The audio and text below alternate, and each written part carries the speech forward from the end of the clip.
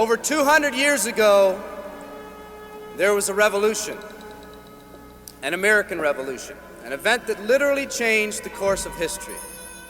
It was led by a group of unsatisfied people who were tired of being told what they could do and when they could do it. People were fed up with their lack of choices and their lack of personal freedoms. People fed up with their lives being controlled by others, fed up with being oppressed, fed up with being manipulated. They finally said, enough, I've had it, and I'm not going to live like this anymore.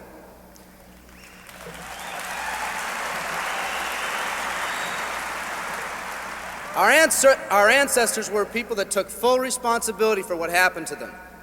It was that spirit that ignited a country and formed what is now a giant in the free world. I have a question for you. Where's that spirit today? It's time for another revolution. Let me explain one of the laws of the universe. It's called the law of use, and it says simply this: whatever you don't use, you lose. Lack of use causes loss. Ambition unused declines. Faith unused decreases. If you don't use your skills, you lose your skills. If you don't use your freedom, you lose your freedom. Freedom does not come automatically. It's not attained and then handed down to us as an inheritance. It must be achieved each day. At the turn of the century, in the year 1900, less than 10% of us worked for other people or the government. Over 90% of us were self-employed. We were an independent people. In 1980, only 80 years later, over 90% of us worked for the other people or the government. Less than 10% of us were self-employed. We changed from an independent people to a dependent people.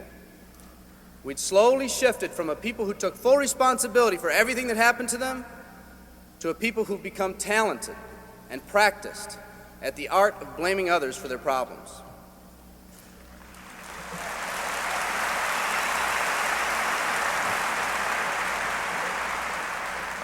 Our giant has fallen asleep. Our forefathers didn't say, who's going to take care of me? They simply said, all I ask is the opportunity to be free and the ability to take care of myself and my family.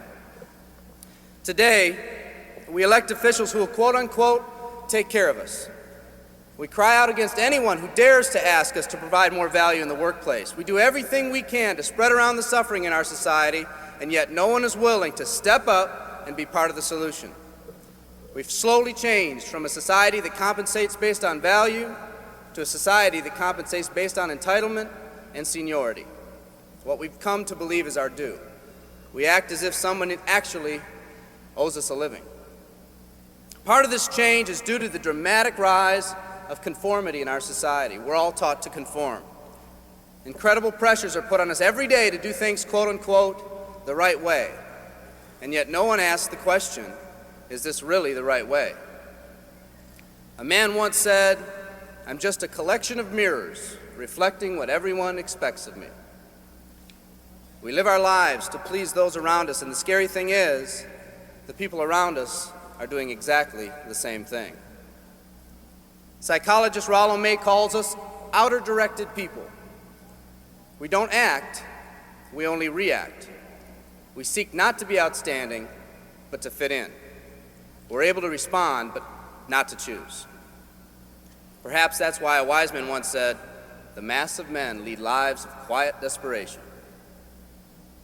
In order to change, we need to become inner-directed people.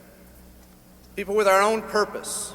People who are not easily swayed by the opinions of others. And that's difficult because from a very early age, we look to the opinions of others to orient ourselves and to validate our decisions and our actions.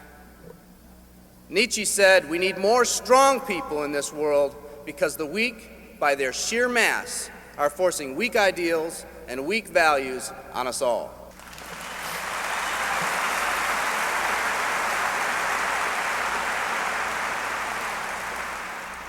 Today's massive social and economic changes are waking this slumbering giant.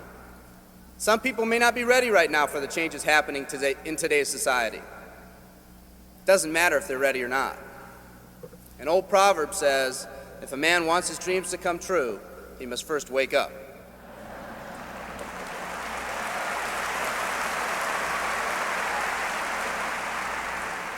I, for one, am glad for the radical changes in our society because I believe that within that crisis, we will find that independent spirit that once pioneered this country. Some of us are finally ready to change. The displacement of our workforce has caused many of us to start searching for something better.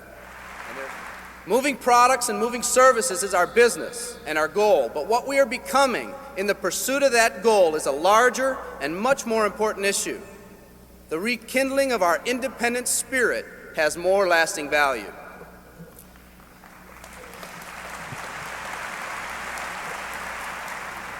There's no more noble a business than the business that encourages the development of people. Every living organism has one and only one central need in life: to fulfill its own potentialities. The acorn becomes an oak, the puppy becomes a dog, and that's all that's required of the oak and the dog. But the human being's task in fulfilling his or her nature is much more difficult. The reason is, unlike any other living creature on this planet, you've been given the dignity of choice. You'll not grow like a tree. You'll grow only as you plan and choose to grow. When a person chooses to live, two things happen. First, assuming responsibility for themselves takes on a whole new meaning. They accept responsibility not as something they've been saddled with, but as something they themselves have chosen. The second thing that happens is that discipline from the outside is replaced by self-discipline. They accept discipline not because it's commanded, because they themselves have chosen what they want to do with their lives. Just like when the disenfranchised men and women over 200 years ago got fed up and said, "I'm not going to live like this one more day," there's another revolution coming. It's coming not just from Americans, but from people all over the world.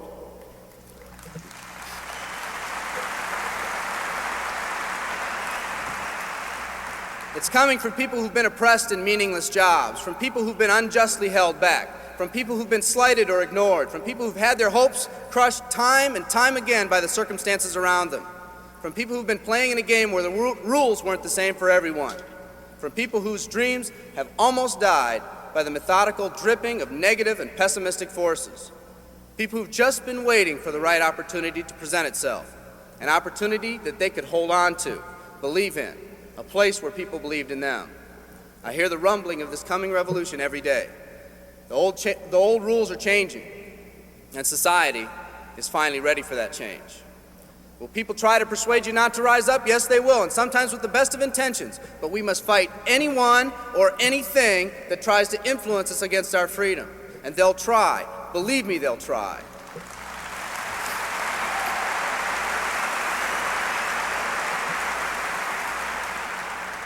They'll try to suggest you off course, to nudge you off course, to distract you off course. There's another revolution coming, and it's going to be led by a group of unique and courageous people like you.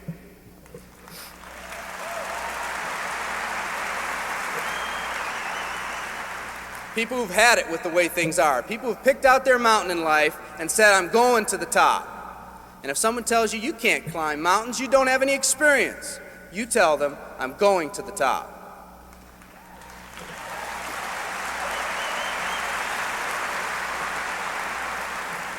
And if your neighbor tells you, "Come on, choose another mountain, that one's too rocky," what are you going to tell them? And if someone tells you, "Let's go over here where it's not so steep," what are you going to tell them? And if someone says network marketing, what are you going to tell them? And if your friend tells you, "Come on, let's climb this one, that one's too slippery," what are you going to tell them? If anyone tells you you can't go up, it's too rocky, too steep, too slippery, you say, "Listen here, I'm going up. You're either going to see me waving from the top or dead on the side. I'm not coming back."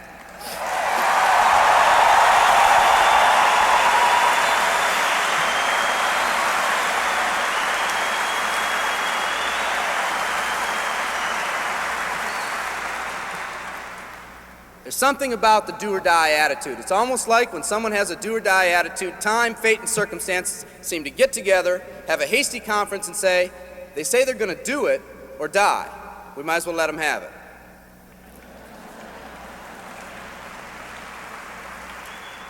The The people in this arena are special. You're special because you've already rekindled that independent spirit. You've already said that you're not going to conform to negative pressures around you. You've all said enough, I've had it, and I'm not living like this anymore. You are the people who want to set big goals and aspirations for yourselves and your families. People who want to live in a country where families are brought together again instead of being torn apart. People who want a country where once again owning your own business and controlling your own destiny is commonplace.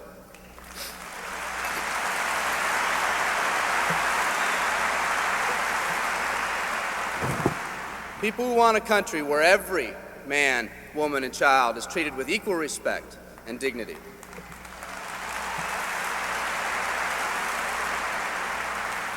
People who will pay any price so their families will not live with the legacy of maxed out credit cards and unfulfilled promises.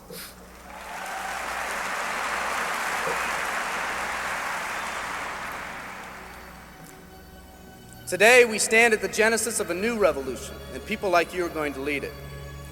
Theodore Roosevelt said these words decades ago, and I think they're particularly appropriate today. He said, "We see across the dangers of the great future, and we rejoice as a giant refreshed. The great victories are yet to be won, the greatest deeds yet to be done. I've dreamt of a company that can give us the opportunity to make these dreams come true by allowing us all to fulfill our own true potential." I love you all. Thank you very much.